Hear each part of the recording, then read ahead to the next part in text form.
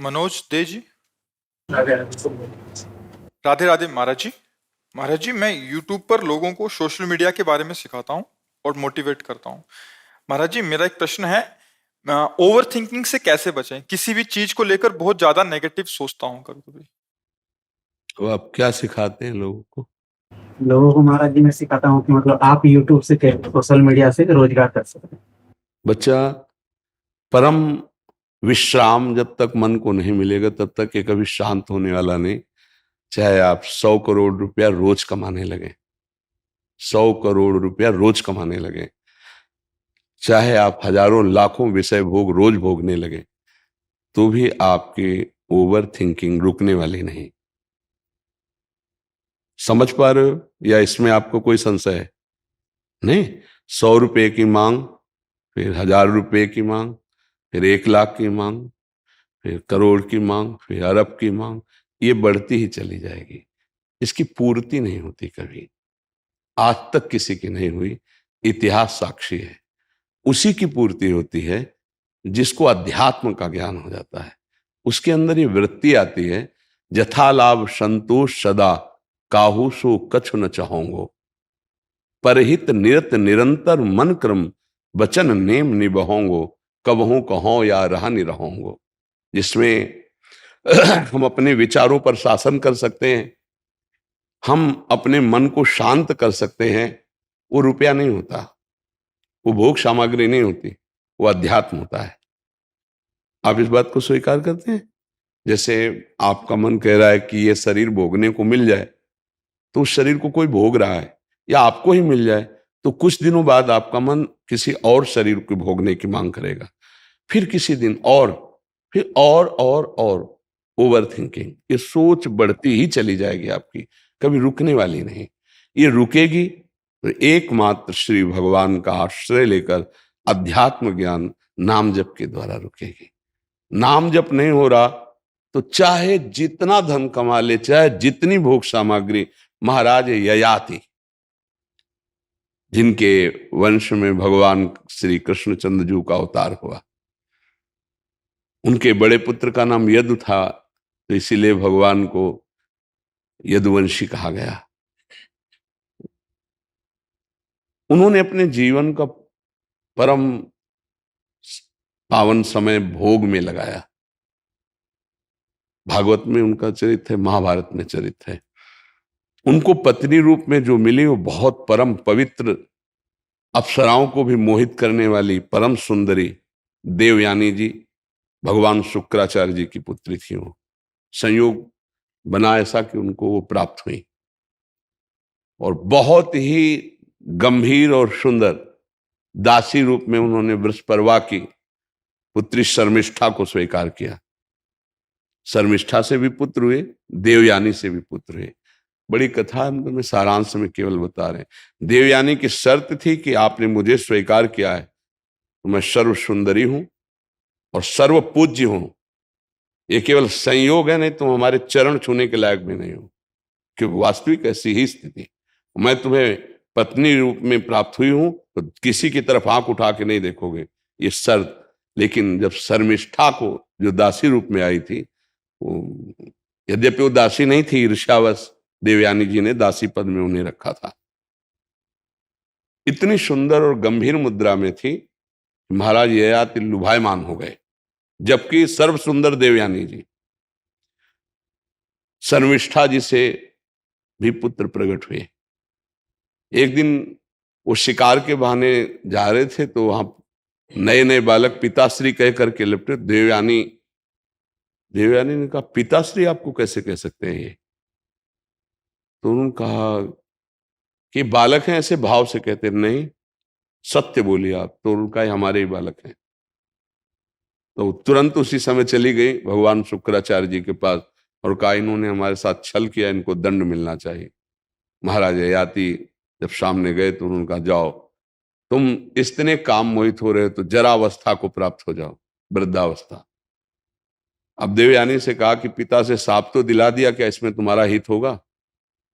उनको लगा कि गलती हो गई, तो उन्होंने पिताजी से कहा, इस जरा को मुक्त कर दीजिए।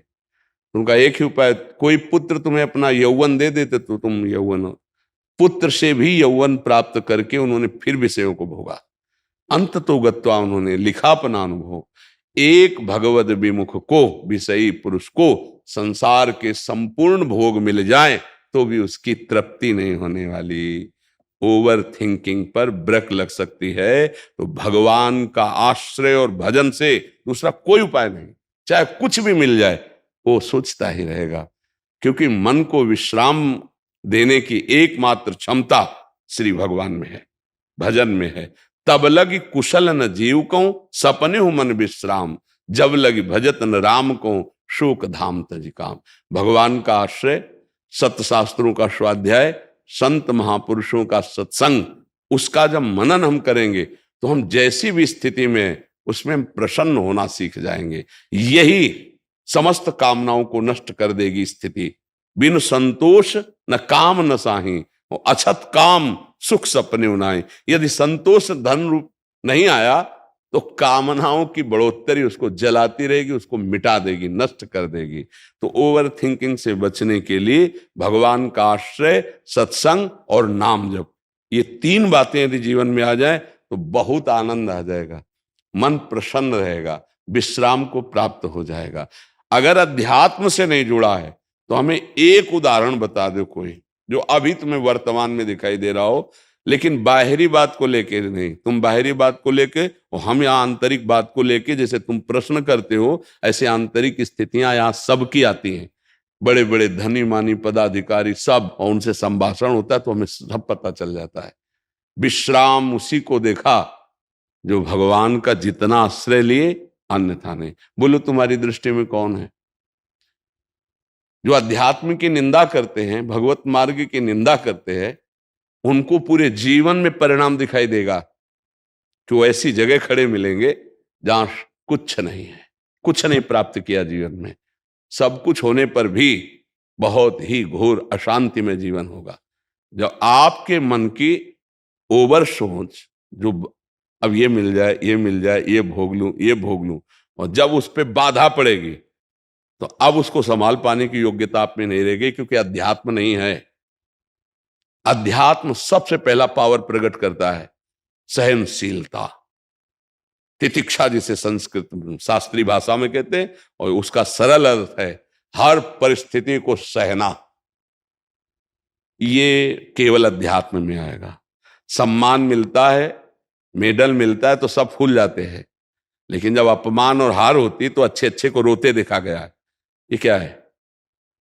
एक पक्ष को, सम्मान को, जीत को, लाभ को, सुख को तो तुमने अपना माना उसे, और जब दुख आया, अपमान आया, हार आई, तब वो ऐसे मुस्कुराते तो तुम्हें पता चलता कि उत्साह संपन्न करना किसे कहते हैं।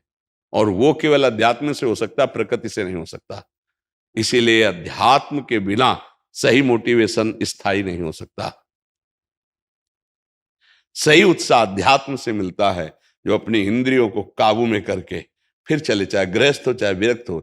इंद्रियां काबू में है, मन तुम्हारे अधीन है, तो विश्व में तुम हर समय विजयी रहोगे। कोई भी द्वंद्व तुम्हें, हार जीत, सुख दुख, लाभ हानि, ये परास्त नहीं कर पाएगा। देखो भगवान श्री कृष्ण जैसा कोई मोटिवेशन करने वाला होगा क्या? वो कह रहे हैं सुख दुखे समय कृत्वा लाभा लाभो जया जयो। ऐ कर्मयोगी, सुख दुख में समान, लाभ हानि में समान, जय पराजय में समान। अगर इनका मोटिवेशन स्वीकार कर ले तो वो सदैव प्रसन्न रहेगा। ये हैं, देखो जगत गुरु भगवान श्री कृष्ण बोल रहे हैं, मात्रा स्पर्शास्तु कौन्तेय शीतोष्ण सुख दुखदा आगमा पाइनो नित्य तास्तितिक्षस्व भारत। ये अनित्य है, नाशवान है, काम क्रोध लोभ मोह मद मत्सर मान अपमान, इनके आने जाने में तो दुखी सुखी मत हो। सम धारण कर, समता को धारण कर, व्यथित मत हो। जो नहीं व्यथित होता वही परम पद का अधिकारी होता है। यम ही न व्यथ्यन्ते ते पुरुषम पुरुषर्षभ सम दुखा सुखाधीरम स्वमृतत्वाय कल्पते। बिना अध्यात्म के बच्चा ना तो ओवर थिंकिंग को रोका जा सकता है, और ना हम शांत हो सकते हैं, ना हम प्रसन्न हो सकते हैं। हाँ, हर्षित हो सकते हैं तो परिणाम में शोकित होना पड़ेगा। आज हमारे मन के अनुकूल कार्य हो गया तो हर्षित हो गए, कल शोकित होना पड़ेगा। हमें लगता है कि ये 3 बातें जीवन में उतारनी चाहिए। पहला, भगवान का आश्रय, दूसरा, भगवान का नाम जप, और ये दोनों पुष्ट कैसे हो? ये संत समागम। अगर सत्संग करते रहे तो बात समझ में आ जाएगी, नहीं तो फिर गड़बड़ रहेगा। जैसे समाज में किसी भी मार्ग का उपदेशक बने तो बहुत मजबूत होना चाहिए। जैसे डूबने वाले को निकालने के लिए तुम कूद रहे हो तो तुम्हें अच्छा तैराक और अपने से भारी वजन को लेकर तैरने का अभ्यास होना चाहिए। और जो डूब रहा है वो पहले तुम्हें डुबोएगा, अगर फंस गए उसके चक्कर में पहले तुम्हें डुबोएगा, क्योंकि वो सांस लेना चाहेगा। तो बहुत बचा के, तो मोटिवेशन देने के लिए पहले अपने को इतना मजबूत रखना चाहिए कि कोई भी परिस्थिति हमारे उत्साह को ना नष्ट कर दे। चाहे सामने से गाली आवे, चाहे सामने से निंदा या अपमान आवे, लेकिन हमको उसको उत्साह बढ़ाना है, उसको सुख देना है। इतनी क्षमता केवल अध्यात्म में होती है, प्रकृति की पढ़ाई में नहीं होती। महर्षि, इन्होंने ये जो लिख रहे हैं कि ये मोटिवेशन देते हैं कि यूट्यूब में आप आओ और इससे आपको अच्छे पैसे मिलेंगे, ये वाला मोटिवेशन देते हैं। आप चैनल बनाओ और ऐसा ऐसा काम करो, उसमें कोई दिक्कत आती है तो वो बताते हैं। हमें कोई परेशानी नहीं, जीवन यापन के लिए कुछ भी किया जाए, जो भी जैसा भी है, पापाचरण छोड़ करके जैसा भी हो, जो भी कार्य मिले, चाहे किसानी हो, व्यापार हो, नौकरी हो, जीवन यापन के लिए है। लेकिन जीवन किसके लिए है? जीने के लिए सब कार्य किए जाते हैं, लेकिन हम जी किसके लिए रहे? अब इस प्रश्न का उत्तर अगर हो तो सही मोटिवेशन मिल जाए। जीने के लिए बहुत से उपाय हैं। नौकरी कर रहे हैं, व्यापार कर रहे हैं, विविध प्रकार के कर रहे हैं, क्योंकि उसे पैसा मिलेगा, पैसे से भोग सामग्री मिलेगी, भोग सामग्री से जीवन चलेगा। तो जी किसके लिए रहे हो? इसका उत्तर समझ लो तो सही मोटिवेशन आ जाएगा, सही उत्साह आ जाएगा। हम जी रहे हैं भगवान की प्राप्ति के लिए। अगर मानव जीवन में भगवान की प्राप्ति नहीं हुई तो पैसा कमा रहे हैं भोगों के लिए, भोग भोग रहे हैं जीने के लिए, और जी रहे हैं भोग भोगने के लिए। फिर इसके बाद मृत्यु, फिर यही सब लीलाएं पशु पक्षी भी कर रहे हैं। बार बार जन्म, बार बार मरण, बार बार माँ के गर्भ में जाना।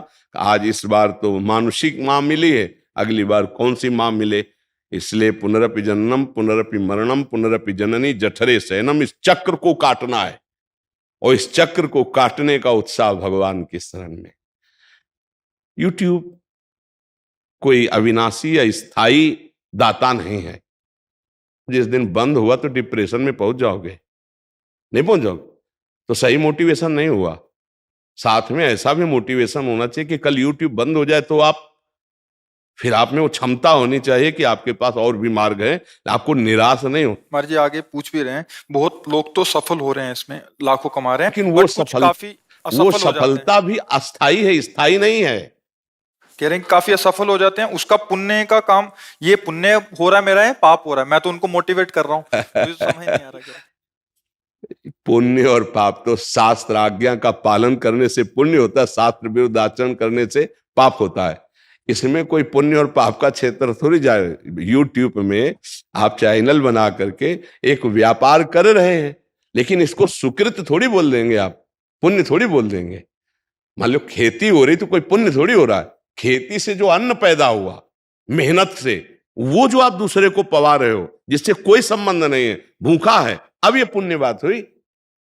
आप तो व्यापार करने का एक रास्ता बता रहे हैं, तो ये तो जीने का रास्ता है। अब यूट्यूब से जो आपको मिलते हैं, उनमें से कितने औषधालय में बेचते हैं आप, कितनी के गरीबों की औषधि करवाते हैं, कितने पैसे की, कितने भूखों का पेट भरते हैं, कितने के वस्त्र देते हैं, वो पुण्य शब्द से जुड़ेगा जाकर के।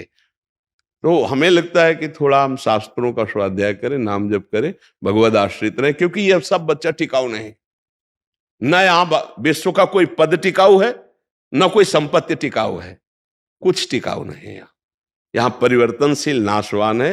बढ़ाइए उत्साह, नौजवानों को प्रेरित कीजिए, पर साथ में इतना भी तुमको ज्ञान हो और उनको ज्ञान हो कि कमाना बुरा नहीं है, कमाओ, लेकिन उनका धर्म में प्रयोग करो और शास्त्र स्वाध्याय करके आध्यात्मिक बनो, जिससे तुम हर कष्ट को सह सको। हाँ, एक बार चक्रवर्ती सम्राट पद पर हस्तिनापुर के राजा बने युधिष्ठिर जी।